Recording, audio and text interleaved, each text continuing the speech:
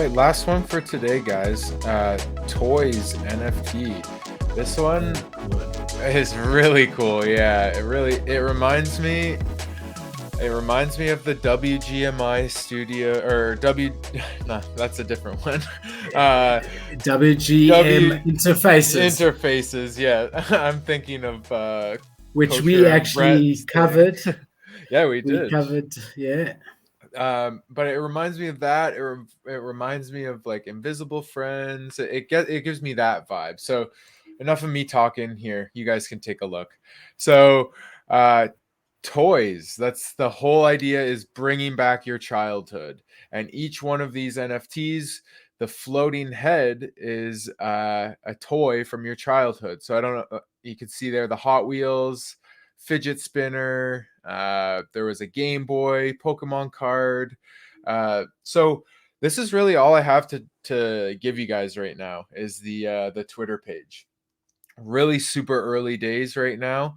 I think kind of going with the same approach as Invisible Friends did, right? Trying to build up a lot of hype. They don't have a Discord yet. They don't have a website.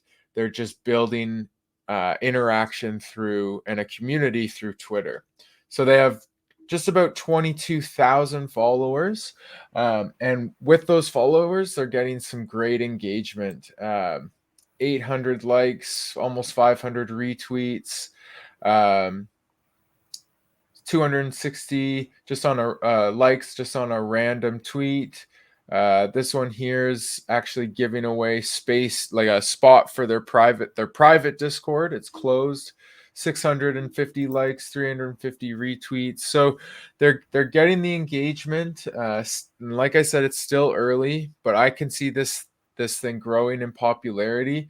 Even if I just quickly look at who follows it, NFTNick.eth, all Nick from the Nifty Alpha, he's following it. So that's another great way to kind of judge if a project is worthwhile. Who else is following it? Are there notable people that you follow that are wanting to get involved in it?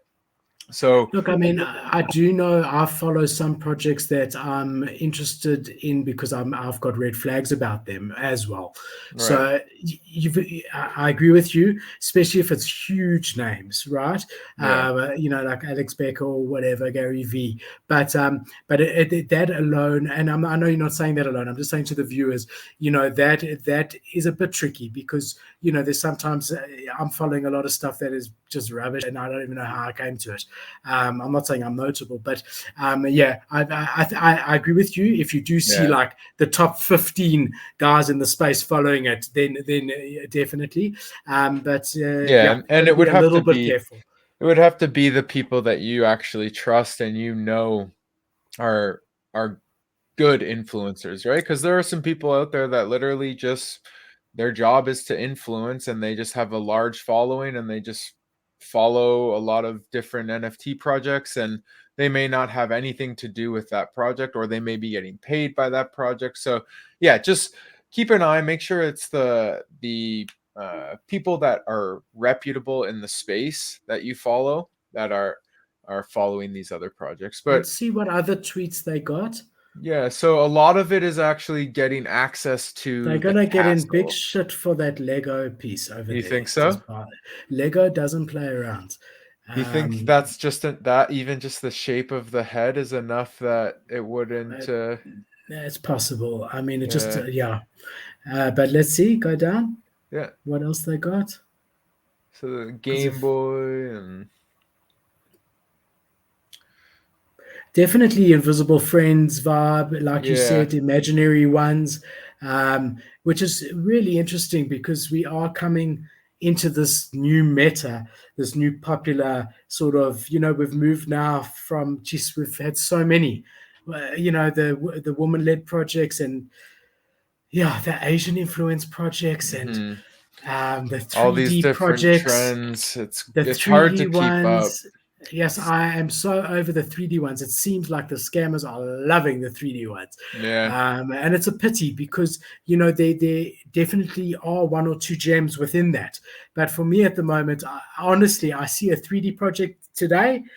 200,000 in Discord, 200,000 on Twitter, and I leave it. I've got whitelist for one. There's a something goats coming up. It might be the best project. It might be the one legitimate one, like Hey Beast was, and really had 250,000, right? It might be that, but I'm so scared of them currently because of what's been happening, and it's mostly been on 3D projects. Yeah, we've actually created a thing on our Discord called Red Flags, a little channel. Community and us are discussing things that are starting to develop as red flags in the industry, as potential rug pulls or scams or things like that. And again, I encourage you guys, if you aren't there yet, come join our Discord. Whitelist spots, lots of alpha. If you haven't already, subscribe to our channel, hit the bell.